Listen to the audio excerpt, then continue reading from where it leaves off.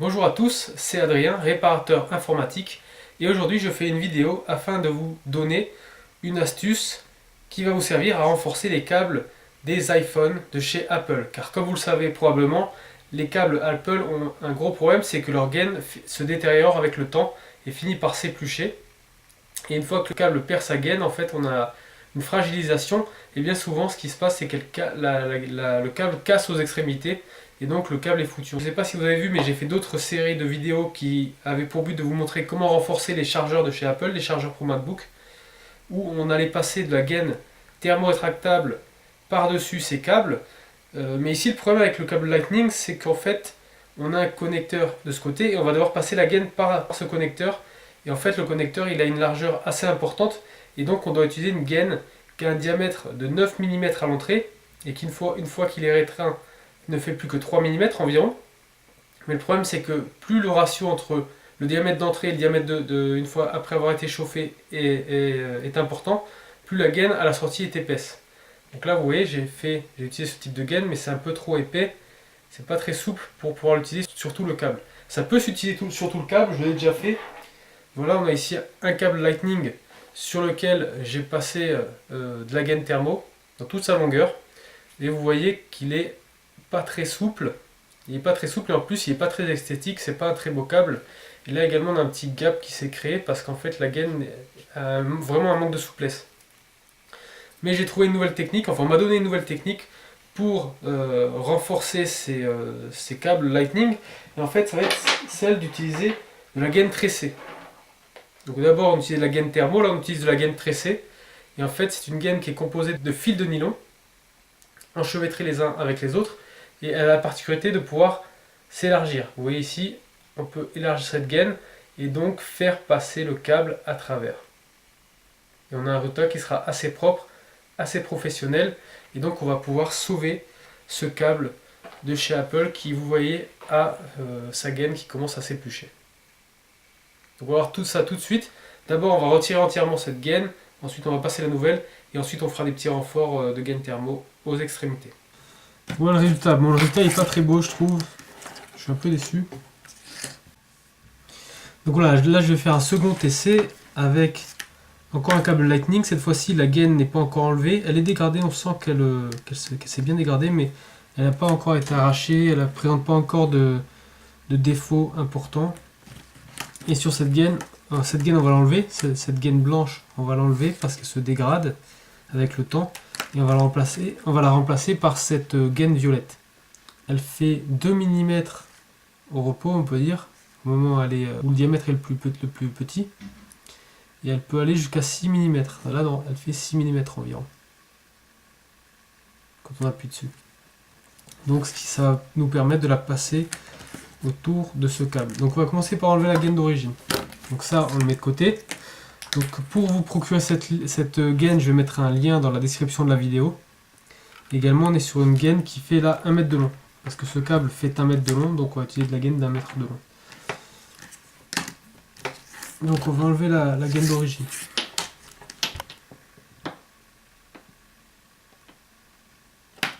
Là, on met un petit coup de cutter. En long. Et bien sûr, on va venir enlever en large. On va dénuder ce câble.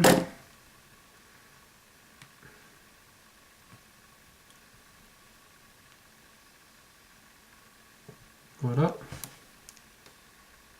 fois que vous avez fait ça, hop, vous avez fait un tour de cutter autour et puis vous avez taillé des en long. Maintenant vous avez ça. Vous allez pouvoir éplucher votre câble. Ça en tirant dessus. Hop, là on recommence, on met un petit coup de cutter. Là, on remarque qu'on a un blindage à l'intérieur. Donc on va garder ce blindage, on va mettre la nouvelle gaine par-dessus.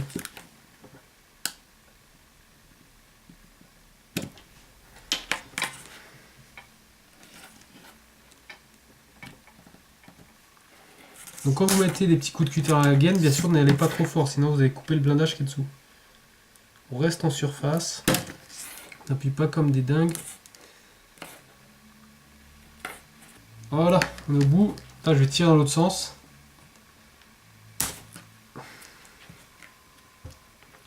Voilà. Voilà, on va mettre un petit coup de cutter si on veut faire quelque chose de propre. Voilà. Donc voilà, on a notre câble qui est complètement dénudé.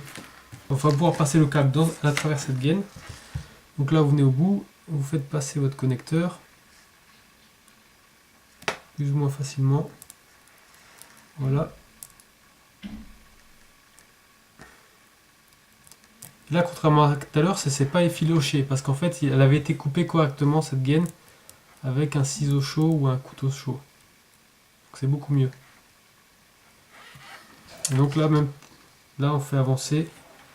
On appuie comme ça pour faire avancer le connecteur à l'intérieur de la gaine.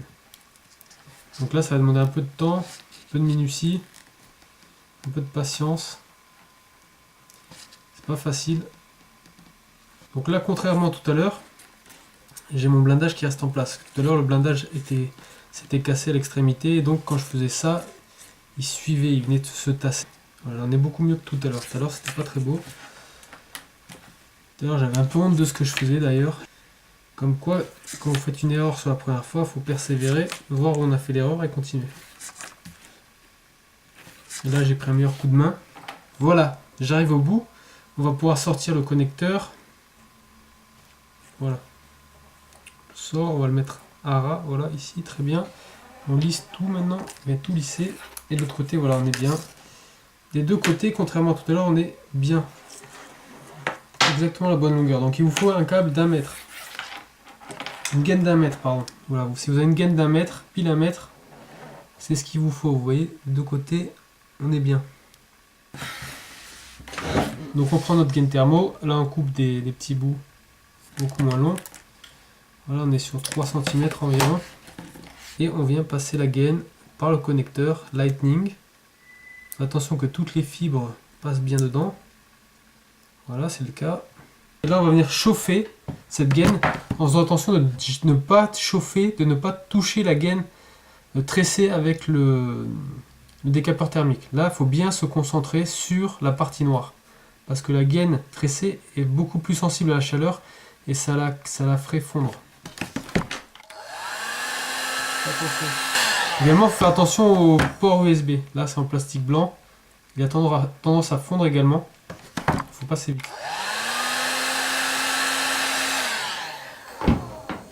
Donc voilà, j'ai fait le haut. Et là, vous voyez le bout, qui n'est pas très bien fait. Là, on va le faire au briquet. Voilà. Il faut vraiment... L'avantage du briquet, c'est qu'on peut pointer la flamme vers la partie qu'on peut chauffer. C'est beaucoup plus précis qu'un décapeur thermique. Voilà, donc là, on est bien.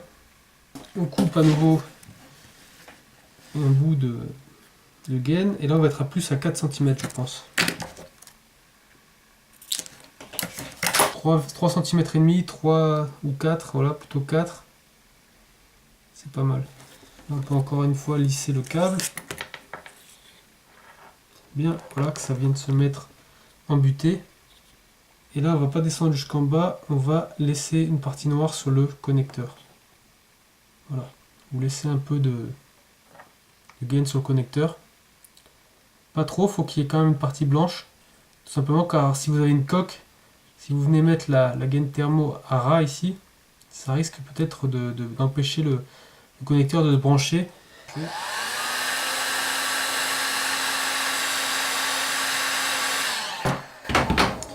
Voilà, et pour le bout, on vient avec le briquet.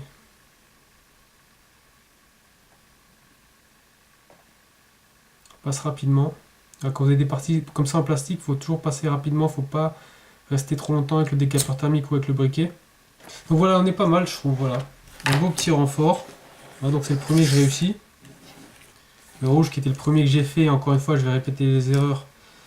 C'était un câble où le blindage avait cassé déjà, et donc en passant le fil, et ben, le blindage s'est tassé vers le bas, et donc ça crée des petits boudins un peu partout. Là j'ai un boudin, là j'en ai un autre. Également, là je suis passé avec le décapeur thermique et ça a fait un trou. Bon, c'est pas très grave. Je pense pas que vous voyez, la gaine a fondu ici, donc je pense pas qu'elle va s'effilocher. Donc j'espère que cette technique vous a plu. Si vous avez l'occasion, je vous invite à l'essayer, à la faire, à la reproduire. Voilà. À bientôt.